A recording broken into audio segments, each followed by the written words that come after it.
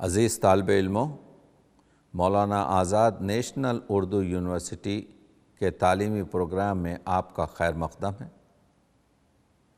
آج ہم جاوید نامہ انسانی اقدار کا شاہکار کے عنوان کے تحت گفتگو کریں گے۔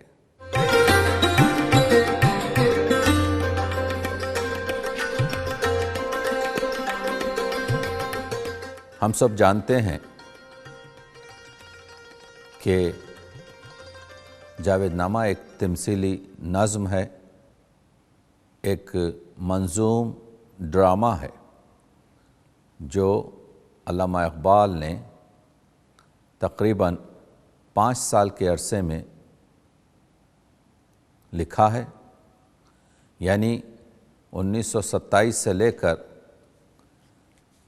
1932 فروری تک علامہ اس کتاب کی تصنیف میں مصروف رہے۔ اگرچہ کہ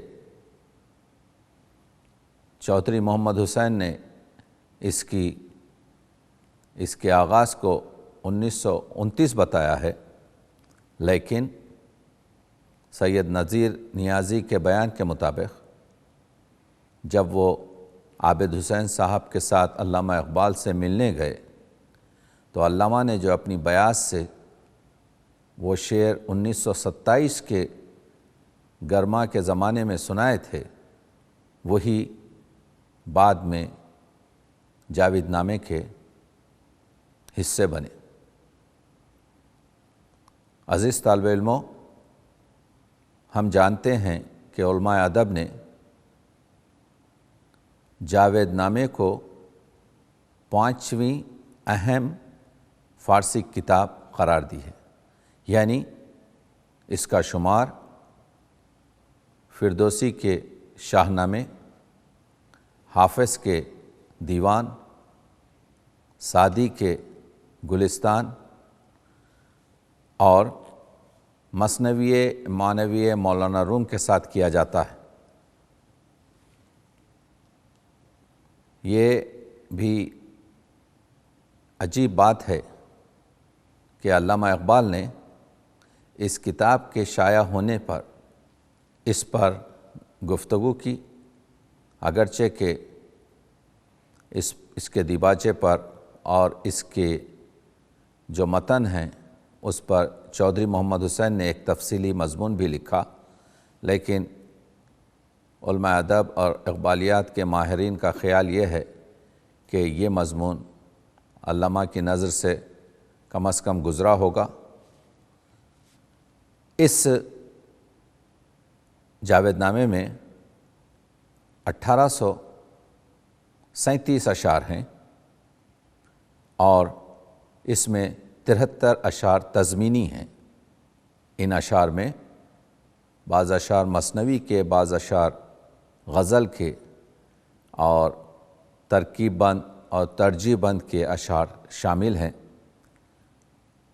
لیکن اس تمثیلی نظم کی بحر وہی علامہ اقبال کی بحر جو عام طور سے انہوں نے اپنی فارسی شاعری میں استفادہ کی ہے، بحر رمل ہے۔ علامہ اقبال نے اس تمثیلی نظم میں فلسفہ حیات کے حقائق و معارف بڑے ہی اچھوتے اور دلکش انداز میں نظم کیے ہیں۔ یہاں پر شاعری کے ساتھ آپ دیکھ رہے ہیں کہ فلسفہ حیات بھی شامل ہے۔ اس فلسفہ حیات کا ماخذ تعلیمات قرآنی، احادیث نبوی، تاریخ اسلام اور مثنوی معنوی مولانا روم ہے۔ یہ کہا جاتا تھا کہ علامہ پر جب اشعار کی آمد ہوتی تو علامہ درجنوں اشعار ایک نشست میں کہہ لیتے تھے، لیکن ان 1800 اشعار کہنے کے لیے علامہ کو 5 سال کا وقت لگا، اور خود علامہ فرماتے ہیں کہ جاوید نامے کی تصنیف نے مجھے نچوڑ کر رکھ دیا۔ علامہ کے مختلف خطوط کے پڑھنے سے یہ معلوم ہوتا ہے کہ علامہ نے بہت کتابوں کا، جیسے سیر العباد ہے، جیسے فتوحات مکیہ ہے، جیسے ابوالعلا مورا کی الغفران ہے، اور اس کے علاوہ ڈانٹے کی جو کامیڈی ہے، ان تمام کتابوں کا مطالعہ کیا تھا۔ اس کے علاوہ کئی نثری کتابوں کا مطالعہ کیا تھا۔ اس کے بعد یہ کتاب تصنیف کی تھی۔ اسی لیے علامہ نے فرمایا تھا، آنچ گفتم از جہان دیگرس، این کتاب از آسمان دیگرس۔ میں نے جو کہا ہے اس کا تعلق دوسرے جہان سے ہے، اور یہ جاوید نامے کی کتاب ایک آسمان دیگر ہے، کیونکہ اس جاوید نامے کے اشعار میں تمام ادیان اور مذاہب کی شخصیت کا ذکر اور فلسفے و تصوف کوٹ کوٹ کر بھرا ہے، اس لیے اس کا سمجھنا آسان نہیں ہے۔ ترسیل اور ابلاغ میں مسائل ہیں، اس لیے علامہ نے کہا تھا کہ من کے نومیدم زے پیران کہن، میں جو نومید ہو چکا ہوں عمر رسیدہ اور کہنہ فکر افراد سے، دارم از روزی کے می آیت سخن، لیکن امیدوار ہوں کہ ایک روز مجھے سمجھا جائے گا۔ بر جوانہ سہل کن حرف میرا، اے خدا میرے جوانوں پر میری فکر اور تحریر کو آسان کر دے۔ بہراشن پایاب کن ژرف میرا، تاکہ وہ آسانی سے اس پیام سے استفادہ کر سکیں۔ جاوید نامے میں ہم دیکھتے ہیں کہ ہمارے اہم مباحث پر بحث کی گئی ہے۔ اس میں ماہیت زمان و مکان، ماہیت عالم اور آدم، مفہوم خلوت و جلوت، موازنہ عقل و علم، موازنہ عشق و عمل، موازنہ حکمت و عرفان، مفہوم رحمت للعالمین، معنی محمود و نامحمود وغیرہ کے علاوہ فلسفہ تقدیر، فلسفہ تن و جان، افکار بھرتری ہری، فکر نیٹشے، تصوفی اقدار، آویزش وطن و دین، عشق محمدی، دیدار رسول اور دیدار حق جیسے درجنوں مضامین اور مباحث کا گلدستہ بنا کر پیش کیا گیا ہے۔ صاحبو، ہم جانتے ہیں کہ اقبال نے کبھی شاعری ادب برائے ادب نہیں بلکہ ادب برائے ہدف، ادب اور اقبال نے مقصد کے لیے شاعری کی ہے۔ وہ کہتے ہیں اگر میں خواجہ حسن نظامی کی طرح سے نثر لکھ سکتا تو کبھی شاعری کو اپنے ذریعہ پیغام نہیں بناتا۔ تو اقبال شاعر حیات ہیں۔ وہ ایک اپنے خط میں سلیمان ندوی کو لکھتے ہیں کہ میں نے کبھی اپنے آپ کو شاعر نہیں سمجھا، فن شاعری سے مجھے کوئی دلچسپی نہیں رہی، ہاں بعض مقاصد رکھتا ہوں جس کے بیان کے لیے اس ملک کے حالات کی روح سے میں نے نظم کا طریقہ اختیار کیا ہے۔ تو اقبال آدمیت کی گفتگو کر رہے ہیں، انسان سازی کی گفتگو کر رہے ہیں، اسی لیے جاوید نامے کے یہ اشعار انسانی اقدار کے نقیب بن کر ظاہر ہوئے ہیں۔ آدمیت احترام آدمی، باخبر شو از مقام آدمی۔ آدمیت یہ ہے کہ دوسرے آدمی کا احترام کیا جائے، اور ہاں ہم کو چاہیے کہ ہم مقام آدمی سے باشناس ہوں۔ کس نباشد در جہاں محتاج کس، یعنی کوئی اس دنیا میں کسی دوسرے کا محتاج نہ رہے۔ نقطۂ شر مبین ان است و بس قرآن مجید کا نچوڑ، دین کا جو جوہر ہے یہی ہے کہ کوئی سوائے خدا کے کسی کے سامنے ہاتھ پھیلایا نہ جائے۔ اور مشہور شعر آنچ روبا را کند روبا، آنکھ شیراں را کند روبا مزاج، وہ چیز جو شعر کو لومڑی بنا دیتی ہے، احتیاجس احتیاجس احتیاج، وہ ضرورت ہے ضرورت ہے ضرورت ہے۔ اسی لیے علامہ فرماتے ہیں منکر حق نزد ملا کافر ہس، جس نے حق کے انکار کیا وہ ملا کی نظر میں کافر ہے، لیکن اقبال کی نظر کہتے ہیں منکر خود نزد من کافر ترس، لیکن اقبال کہتے ہیں میری نظر میں وہ شخص جو اپنا آپ کا نفی کرتا ہے اور منکر ہے وہ کافر تر ہے۔ تو آپ دیکھ رہے ہیں کہ انسانیت کا مقام اقبال بتا رہے ہیں، آنچ در آدم بگنجد عالمس، یعنی تمام عالم، تمام کہکشان انسان میں سما سکتے ہیں۔ آنچ در عالم نہ گنجد آدمس، لیکن تمام عالم میں انسان سما نہیں سکتا۔ کہنے کا مطلب یہ ہے کہ انسان بہت عظیم ہے، انسان بہت وسیع ہے، انسان بہت بڑا ہے۔ تو آپ دیکھ رہے ہیں کہ اقبال نے بیداری دل کو مرکز بنایا ہے۔ کافری بیدار دل پیش صنم، بہ دینداری کے خفت اندر حرم، یعنی وہ کافر جو اپنے بت کے سامنے بیدار دل کے ساتھ کھڑا ہے وہ اس مسلمان سے بہتر ہے جو کعبے میں سو رہا ہے۔ تو یہ پیغام ہم کو انسان سازی کا، یہ پیغام ہم کو اقبال نے جو دیا ہے اس سے معلوم ہوتا ہے کہ یہ اس نظم کا، اس بیان کا، اس جاوید نامے کا ایک عجیب رخ ہے۔ ہم جانتے ہیں کہ ہوتا کیا ہے، کس طرح سے جاوید نامہ شروع ہوا ہے۔ تو جاوید نامہ اس طرح سے شروع ہوتا ہے کہ شاعر ایک دریا کے کنارے مولانا روم کے شعر گنگنا رہا ہے۔ مولانا روم کی روح آتی ہے اور پھر شاعر سے ہم کلام ہوتی ہے۔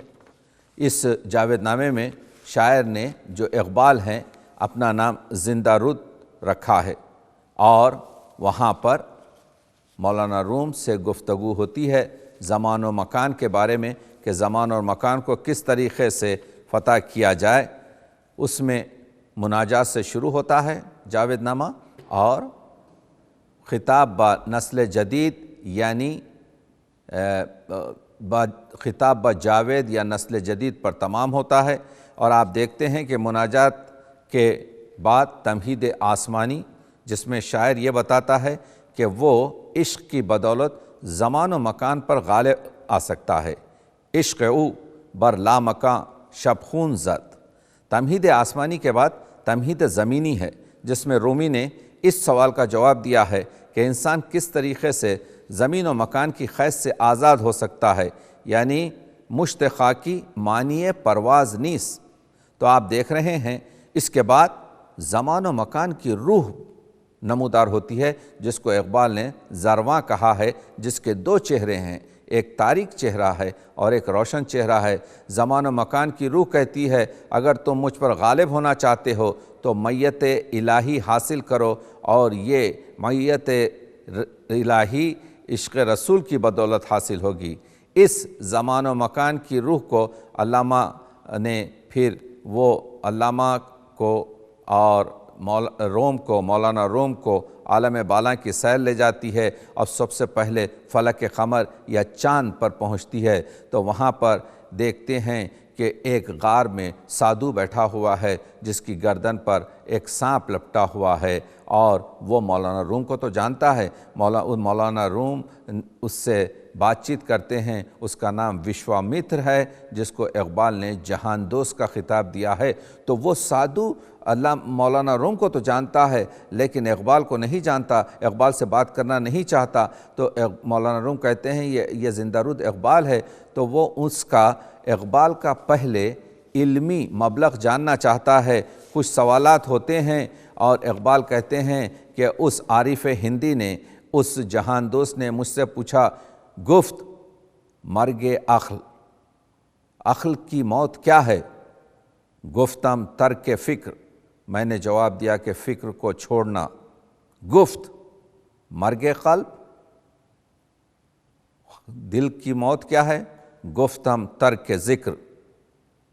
گفت تن، تن کیا ہے؟ گفتم زاد از گرد راہ، یہ خاک ہے ہمارے راہ کی۔ گفت جان، پوچھا جان کیا ہے؟ گفتم رزم لا الہ، یہ اسرار لا الہ الا اللہ ہے۔ گفت آدم، پوچھا مجھ سے اس نے انسان کیا ہے؟ گفتم از اسرار اوس، یہ رموز خداوندی ہے۔ گفت عالم، کہا یہ عالم کیا ہے، یہ دنیا کیا ہے؟ گفتم از خود رو بروس۔ گفت این علم و ہنر، گفتم کہ پوست، کہا یہ علم و ہنر کیا ہے؟ کہا یہ تو ایک جلد ہے۔ گفت حجت چیز گفتم روئے دوست، اور حجت کیا ہے؟ تو میں نے کہا یہی دیدار ہے۔ گفت دین عامیاں، کہا عامیوں اور جاہلوں کا دین کیا ہے؟ گفتم کہ شنیت، میں نے کہا یہ لوگ صرف سنتے ہیں۔ گفت دین عارفاں، اور عارفوں کا، معرفت کے لوگوں کا دین کیا ہے؟ تو میں نے کہا گفتم کہ دید، وہ دیدن ہے۔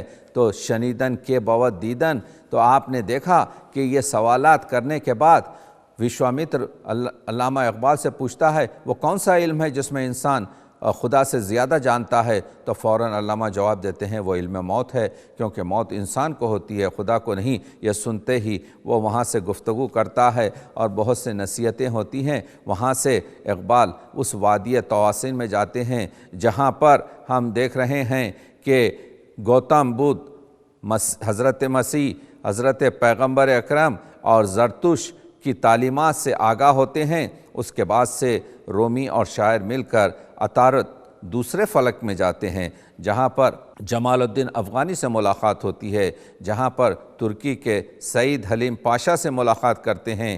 یہ لوگ شاعر کو دین اور سیاست کا تعلق بتاتے ہیں، علوم قرآنی کی تعلیم بھی دیتے ہیں۔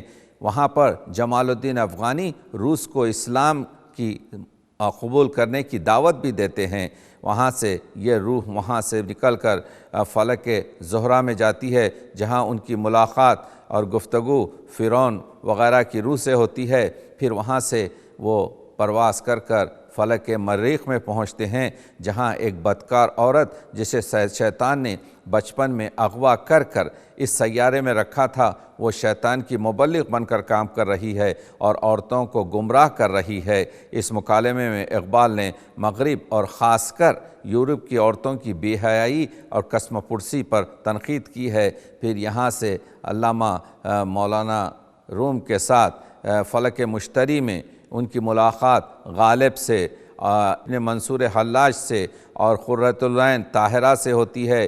یہاں پر انا الحق کا مفہوم بتایا جاتا ہے، خودی پر گفتگو ہوتی ہے اور تقدیر کے فلسفے پر گہری گہری باتیں بتائی جاتی ہیں۔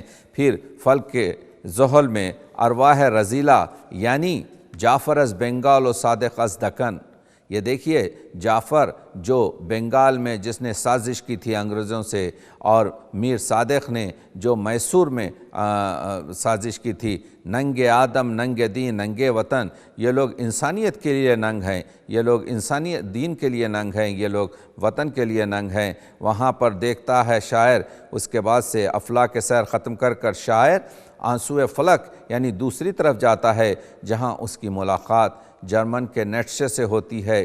پھر جنت فردوس میں شرف النساء بیگم، سید علی حمدانی، طاہر غنی، نادر شاہ، شاہ احمد ابدالی اور ٹیپو سلطان سے ہوتی ہے، اور ٹیپو کا پیغام بھی ملت کو دیا جاتا ہے۔ آپ جانتے ہیں کہ مولانا اقبال نے مولانا روم کے بعد سب سے زیادہ اشعار جو کہے ہیں وہ ٹیپو سلطان پر کہے ہیں۔ مولانا علامہ اقبال ٹیپو سلطان سے بہت متاثر تھے۔ جب ایک شخص نے کہا، لکھا کہ ہم چاہتے ہیں کہ آپ کے نام پر ایک فوجی مدرسہ قائم کیا جائے اور اس کا نام اقبال فوجی مدرسہ رکھا جائے، تو اقبال نے کہا کہ میں تو ایک شاعر ہوں، میں تو ایک خدمت گزار ہوں، اگر آپ چاہتے ہیں کوئی اسلامی مدرسے کا نام رکھیں تو ٹیپو اس کا نام رکھیے۔ اور عجیب عجیب حرکتیں علامہ اقبال سے سرزد ہوئی ہیں۔ جب وہ ٹیپو سلطان کے مزار پر گئے ہیں تو بتایا جاتا ہے کہ انہوں نے اس گنبد کا دروازہ بند کر لیا اور خود خلوت میں 1.5 گھنٹے تک باہر رہے۔ سیٹھ بتاتے ہیں جو ان کے ساتھ تھے کہ جب اقبال باہر آئے تو ان کی آنکھیں سرخ تھیں، ایسا محسوس ہو رہا تھا کہ وہ اندر اس روضے ٹیپو میں بیٹھ کر بہت گریہ انہوں نے کیا ہے۔ اور اس کے بعد جب ایک غزل گائی گئی تو لوگوں نے دیکھا کہ اقبال کی آنکھوں سے آنسو رواں ہیں۔ تو اقبال کو جذباتی طور سے ٹیپو سلطان سے بہت محبت تھی، کیونکہ وہ جانتے تھے کہ ٹیپو نے وطن کی آبرو رکھ دی، ٹیپو نے دین کی آبرو رکھ دی۔ تو مولانا روم کے بعد اگر کسی شخصیت پر سب سے زیادہ اشعار علامہ نے لکھے ہیں اور جو اس آپ کے جاوید نامے کا جز ہیں، یا بنگلوری کو لکھتے ہیں کہ میں ایک نظم لکھ رہا ہوں جو میری شاہکار نظم جاوید نامے کا حصہ ہوگی، یہ وہی اشعار ہیں جو اقبال نے جاوید نامے پر لکھے ہیں جو ٹیپو سے متعلق ہیں۔ تو آپ نے دیکھا کہ ٹیپو کیا کہتا ہے، در جہاں ناتوان گر مردان زیست، ہم چو مرداں جاں سپردن زندگیست۔ اگر تم زندگی شیر کی طرح سے نہیں کر سکتے تو بہتر یہ ہے کہ گیدڑ کی موت سے بہتر، گیدڑ کی زندگی سے بہتر موت ہے، یعنی تم اگر دنیا میں مردوں کی طرح زندگی ممکن نہیں تو مردانہ وار شہید ہو جانا چاہیے جنت میں۔ تو اس آخر میں جاوید نامے میں جنت میں حوریں شاعر کو روکتی ہیں، لیکن شاعر ایک غزل سنا کر حضور خداوندی میں اکیلا چلا جاتا ہے اور عرض کرتا ہے، اے خدا این چنین عالم کجا شایان تو، اے خدا یہ عالم تیری شان کا کیسے حامل ہو سکتا ہے۔ ایک جگہ فرماتے ہیں، چیست آئین جہان رنگبو، یہ آخر تیرے اس رنگبو عالم ایجاد کا کیا یوں سمجھیے کہ آئین ہے، کیا قانون ہے۔ اس کے بعد ایک جگہ اور فرماتے ہیں، چار سو اغراق اندر خیش کن، تو یہ جہان کے چاروں سو کو اپنے آپ میں ضم کر لے، یعنی یہ عالم تیری شان کے لائق تو نہیں، یہاں کا قانون کیا ہے، اسے اب اپنے میں سمو لے، اور جب تو ایسا کرے گا تو معلوم ہوگا باز بھی نہیں، اگرچہ کہ قطرہ دریا میں مل جائے گا، اگرچہ کہ تمام یہ جوش رحمت میں ضم ہو جائیں گے، لیکن اس کے باوجود بھی تو دیکھے گا باز بینی من کیم تو کیستی، یعنی خدا اور بندے کا جو فاصلہ ہے وہ مشخص اور ہو جائے گا، پھر معلوم ہو جائے گا کہ میں کون ہوں، تیری اقدس